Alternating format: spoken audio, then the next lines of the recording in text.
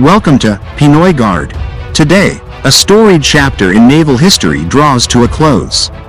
The USS Philippine Sea, a Ticonderoga-class guided missile cruiser, sets sail for its final deployment after nearly 36 years of distinguished service.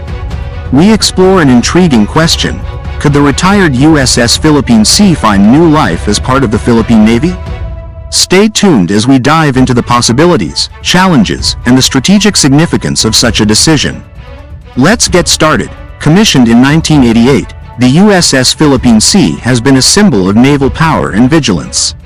Its motto, Eternal Vigilance, speaks volumes about the missions it has undertaken over the decades. From Kosovo to Afghanistan, and even last year in Yemen, the ship has repeatedly demonstrated its strategic importance. Whether launching Tomahawk missiles in response to Houthi aggression or patrolling international waters, the Philippine Sea has been a steadfast guardian of freedom and security. However, as the Navy transitions to newer technology, the Ticonderoga-class cruisers are being phased out.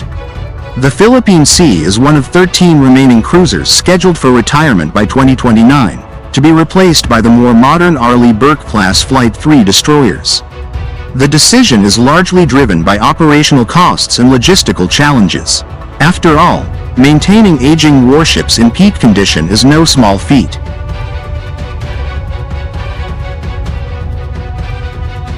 This final deployment will see the USS Philippine Sea operating in the U.S. Southern Command Area of Responsibility for 3 months.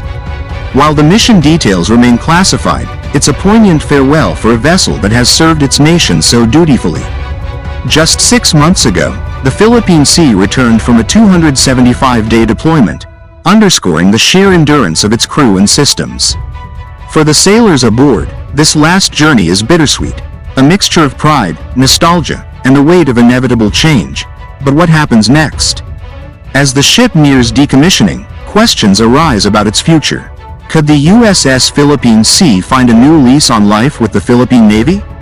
Such a possibility could significantly impact the Philippines' maritime capabilities. Let's examine the potential and the challenges of such a transfer.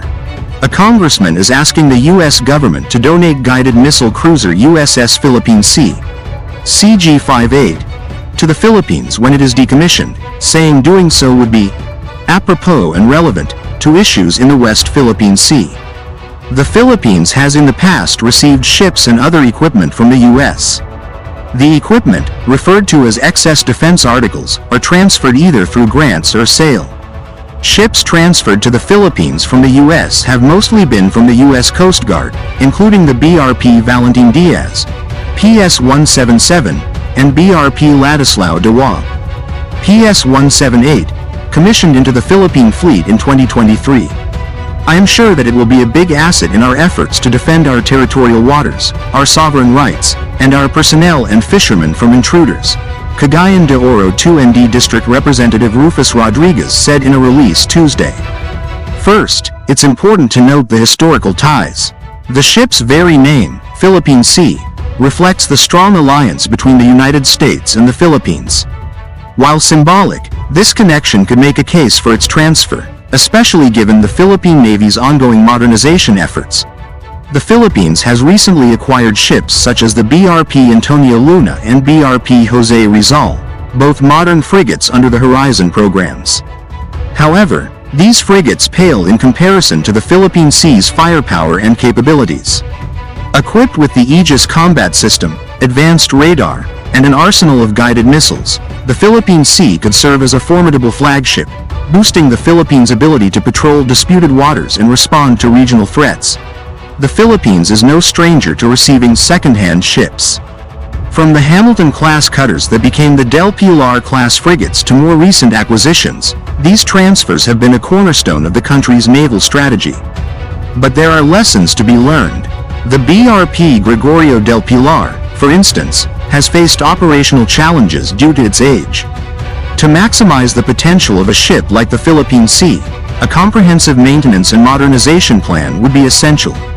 Collaboration with the U.S. for technical support and training could ensure a smoother transition. As the USS Philippine Sea embarks on its final deployment, it's a moment to reflect on its legacy. For the United States Navy, it's a farewell to a vessel that has stood the test of time. For the Philippines, it's an opportunity to consider the possibilities. Could this be more than just a symbolic connection? Could the Philippine Sea's journey continue, serving a new purpose in the waters it was named after?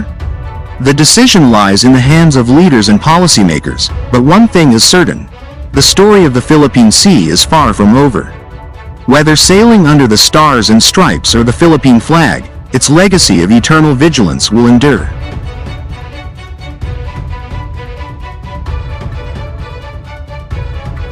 The USS Philippine Sea has served the U.S. Navy with distinction, embodying the spirit of eternal vigilance.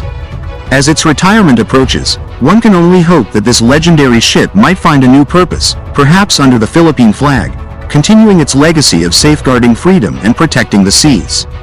What do you think? Should the Philippines acquire the USS Philippine Sea? Let us know in the comments below. Don't forget to like, subscribe, and hit that notification bell for more insights on maritime defense and security. This is Pinoy Guard, signing off. Stay vigilant and stay proud.